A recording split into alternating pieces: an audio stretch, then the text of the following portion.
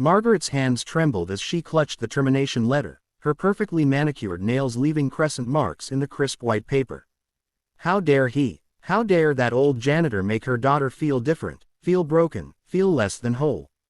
The rage that had been building for weeks finally erupted as she watched through her office window. There he was again, that weathered man in his faded uniform, holding that ridiculous flashlight, pointing it directly at her 8-year-old Emma who sat alone on the school playground bench, her unseeing eyes turned toward the autumn sky.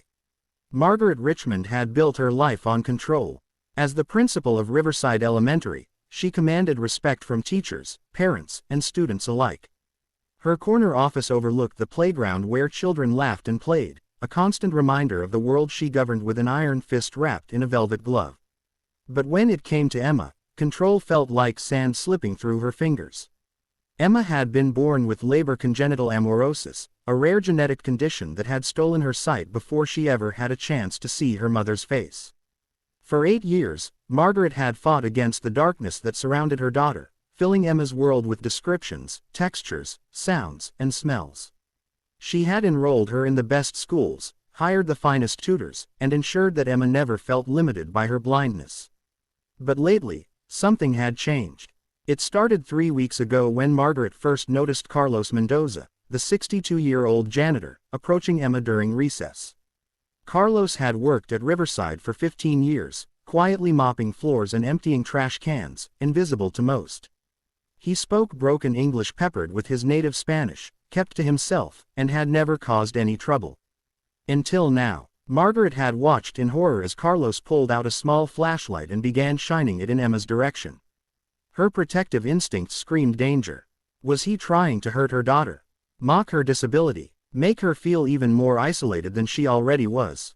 The other children played around them, but Emma sat still, her face turned toward Carlos and his light, a small smile playing at her lips. Mrs. Richmond. Her secretary's voice interrupted her thoughts. Mr. Mendoza is here to see you. Margaret straightened her shoulders, the termination letter burning in her hand. Send him in. Carlos entered with his hat in his hands, his weathered face creased with worry. His dark eyes, kind but tired, met hers across the mahogany desk. Senora Richmond, please, I need to explain. There's nothing to explain, Mr. Mendoza. Margaret's voice was ice. I've seen what you've been doing to my daughter. Shining lights at a blind child. What kind of sick game is that? Carlos's face crumpled, but he didn't step back. No, senora. You don't understand. Emma, she is special. She can what? See your flashlight. Is that your idea of humor? Margaret stood, towering over the smaller man. My daughter is blind, Mr. Mendoza. Completely blind. Whatever you think you're accomplishing by tormenting her with light ends now. Please, just listen. I've heard enough. Margaret thrust the letter toward him. You're fired. Security will escort you out. Don't come near my daughter again. Carlos took the letter with shaking hands, his eyes filling with tears. Senora, por favor. Emma, she sees the colors. She tells me about the rainbow in the light. She can see what others cannot. Get out. Margaret's voice was barely controlled fury. Get out before I call the police. As Carlos shuffled toward the door, he turned back one last time. Your daughter has a gift, senora.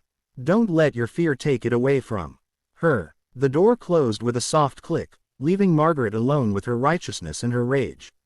She had protected Emma. She had done what any mother would do. So why did she feel so empty? That evening, Margaret found Emma in her bedroom, running her fingers over her Braille books but not reading them.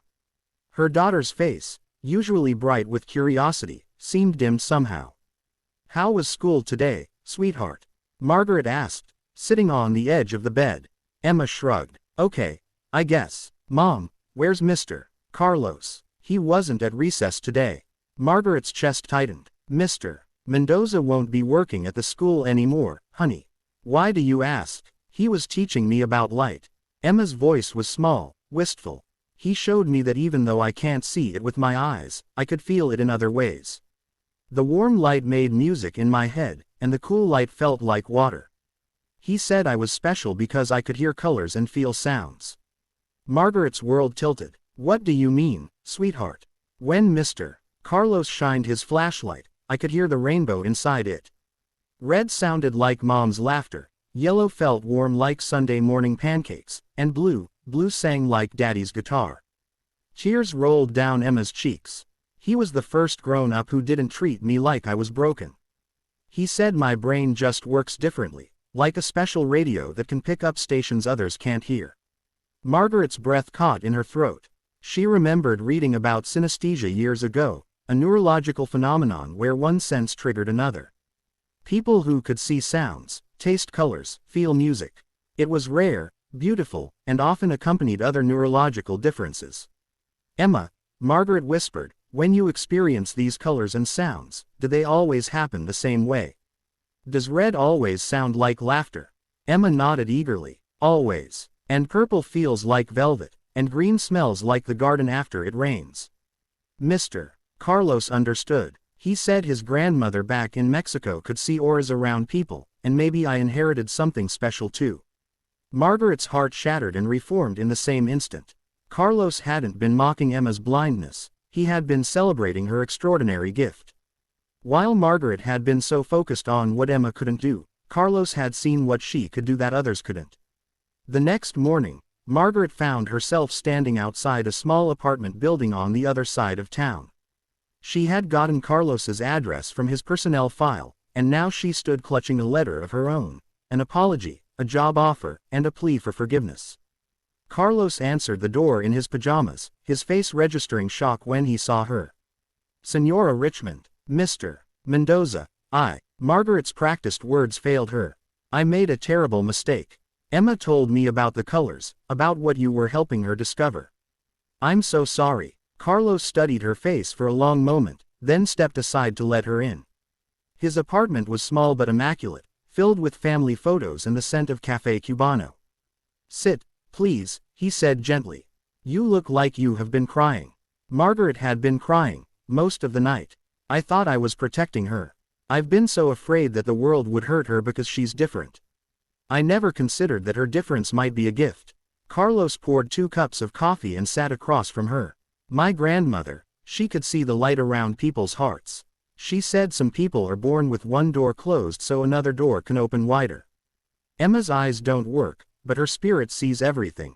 Will you come back? Margaret asked. Will you teach her more about the colors? I want to understand too. Carlos smiled, the first real smile Margaret had seen from him. See, Senora, Emma needs to know that being different is not being less. It is being more. When they returned to school together, Emma was sitting on her usual bench during recess. Her face lit up when she heard Carlos's voice. Mr. Carlos, you came back. See, mija, your mama and we had a long talk. She wants to learn about the colors too. For the next hour, Margaret watched as Carlos carefully introduced Emma to different types of light. Warm incandescent bulbs that Emma said hummed gold and amber, cool LED lights that she described as silver bells, and even colored filters that created symphonies of sensation only Emma could perceive. Other children began to gather around, fascinated not by Emma's blindness but by her incredible ability to experience light in ways they never could. Emma, who had always been set apart by her disability, suddenly found herself at the center of wonder and admiration. Mrs. Richmond, called Mrs. Patterson, the 3rd grade teacher.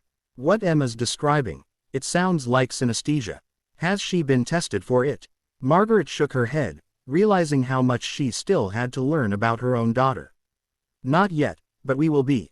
As the weeks passed, Emma flourished under Carlos's patient guidance and Margaret's new understanding. The little girl who had once sat alone on the playground bench became the center of a group of children eager to hear about the colors that sang and the lights that danced in ways only she could perceive. Margaret learned too. She learned that protection sometimes meant stepping back instead of stepping forward. She learned that different wasn't less, and that fear could blind her more completely than any physical condition ever could. 6 months later, at the school's annual science fair, Emma stood before a display titled, The Music of Light, Understanding Synesthesia. With Carlos beside her and Margaret watching proudly from the audience, Emma explained to amazed visitors how her brain created its own special light show, turning the invisible world into a symphony of sensation. My mom used to think Mr. Carlos was hurting me with his flashlight, Emma said, her unseeing eyes bright with joy. But he wasn't shining light at me, he was helping me shine my light for everyone else to see. In the audience, Margaret wiped away tears of joy and gratitude. She had almost fired the man who became the key to unlocking her daughter's extraordinary gift. Sometimes, she realized, the people who seem to be causing problems are actually the ones solving them, if only we have the courage to look beyond our fears and see with our hearts instead of our eyes.